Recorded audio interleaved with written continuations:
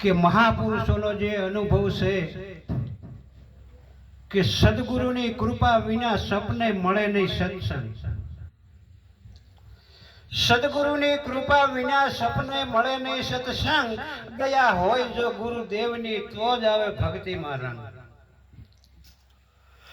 સદગુરુની કૃપા જેને જેને થઈ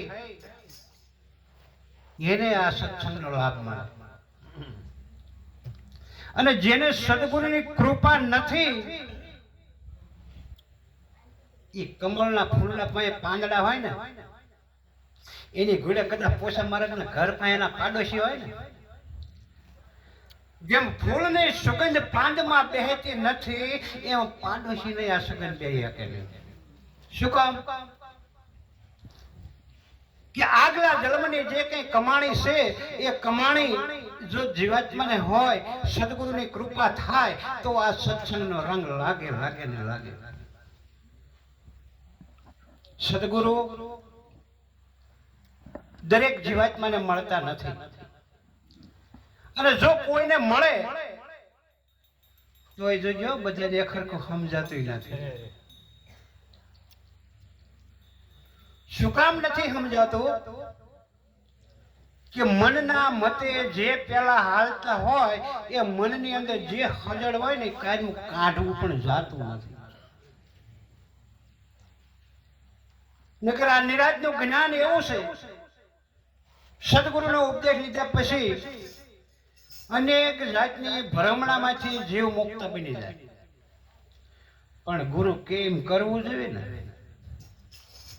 ગુરુ કેમ કરવું પડે, ગુરુ કરે એવું નથી કરવાનું.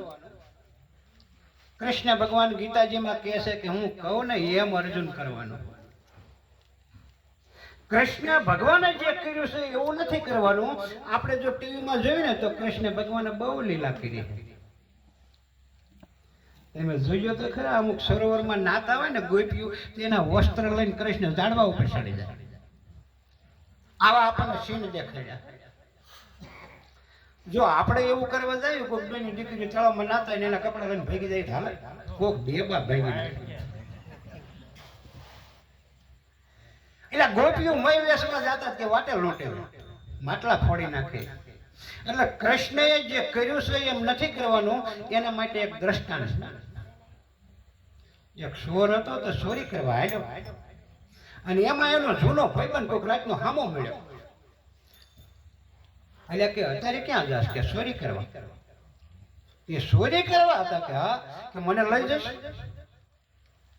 કે લઈ જાઉં, પણ કે લઈ જા, પણ કે મને ચોરી કરતા આવડતું નથી. કરવાનું શું? કે કઈ નહીં, કે હાલ ને મારી હારે હું કરું એમ તું કરજે.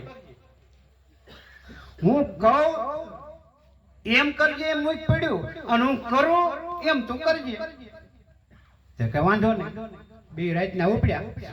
નાનું એવું ગામ, અને ગામમાં નાનો એવો નેહડો, અને એમાં રૂડાભાઈ કરીને ભરવાડ. ના ના, રબારી નતા, મેં ભાડેલા એમ તો ભરવાડ હતા. અને રૂડાભાઈ નામ હતું,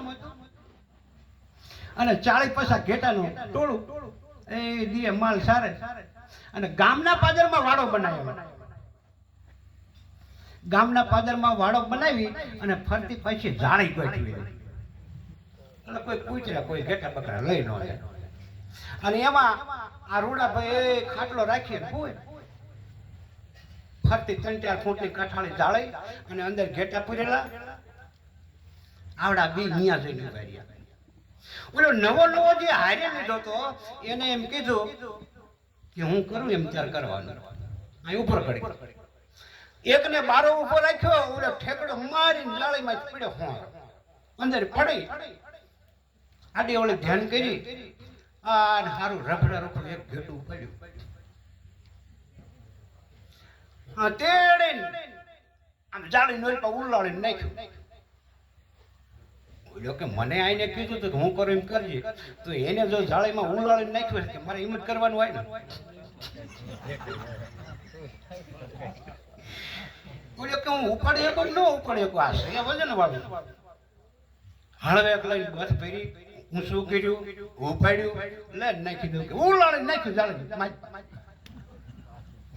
ઓલો વિચાર કરવા માંડ્યો કે મેં સારું એવું ઘેટું દીધું હતું અને આને પાછું નાખ્યું એટલે લગભગ મોડું હોય બીજું ગોત્યું વળી પાછું બીજું ગોતી અને બસ ભરીને ઉલાળીને જાળીને આમ નાખ્યું ઓલે વળી પાછું બસ ભરીને આમ ઓલો ઘડીક થઈને આમ નાખે છે ઓલો આમ નાખે છે 4-5 ઘેટા ફેર્યા ઓલો અંદર વાળો વિચાર કરવા માંડ્યો કે આમ ચમ કરતું હોય સાંજમાં સમજાવું તે ઓલો ફરતી ફરતી જાળીમાં જે ઘેટા પૂરેલા હતા ત્યાં ટાકડી જેવું હોય પણ તો આમ ખંભું ને એટલે આંબેલા જેવડી મિલકી કાંકરી કરી ઓલો બહાર હતો ને એને મારી આવું ન કરે ઓલ્યા એમ કે જેમ કરાઈ મારે કરવાનું છે ને તે ઓલે હળવળ આ તો જાળી પાર અહીંયા કાંકરા હોજ પડ્યા હોય આમ આમ કર્યું તમે હો કરી જેવડો જોઈએ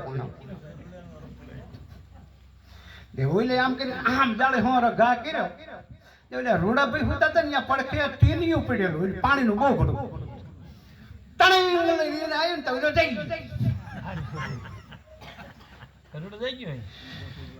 રૂડાભાઈ જાગી જાય જાગીને તરત લાકડી લીધી તો ઓલો જાળીમાં જે અંદર હતો ઘેટા જે જતો હતો ને એ ઓલો ઠેકીને બારો નીકળી ગયો ઓલે કે ઓલે કીધું એમ જ કરવાનું તો ઓલે ઠેકીને માલપા પડી ગયો